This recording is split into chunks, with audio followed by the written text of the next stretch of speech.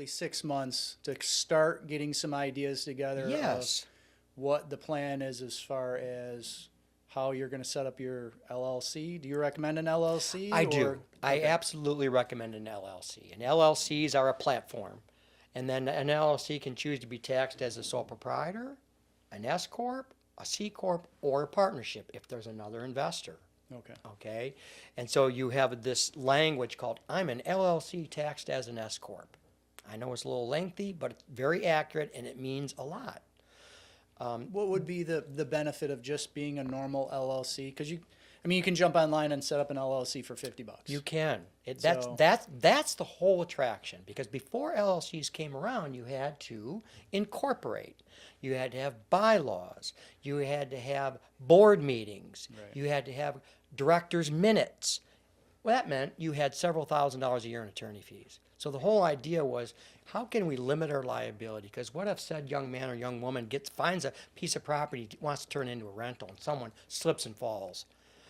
Now they want to take his personal residence, his car, his savings account, maybe he's got money in a retirement plan they're going to go after. The LLC protects, it carves out just the assets in the LLC, which would primarily be just that property, and protects all of his other stuff. The problem with just being an LLC is that it could be subject to what we call self-employment tax, synonymous with Social Security tax, Okay. FICA tax. Right. And it's an additional burden. But it gets a little bit tricky because the IRS defines rental properties as passive income. Passive income is not subject to self-employment tax. So it depends on whether or not it's strictly a rental, or is he going to put a business in it? That changes the definition of what type of property it is. Now it's not passive anymore, and that self-employment tax kicks in. So you basically have to get all the facts, find out what the objective is of Right. said investor. So if he buys, let's just say, a single family home, Yep. not planning on putting a business in it, creates the LLC, Yes. he is going to file as an S Corp.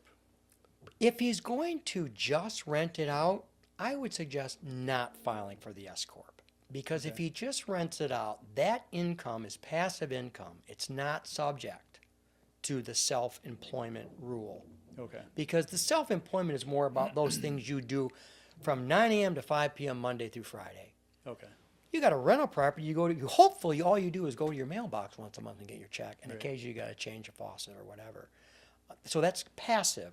It's not business, daily business income. It's great. I hope all my clients have a rental property and have a good tenant.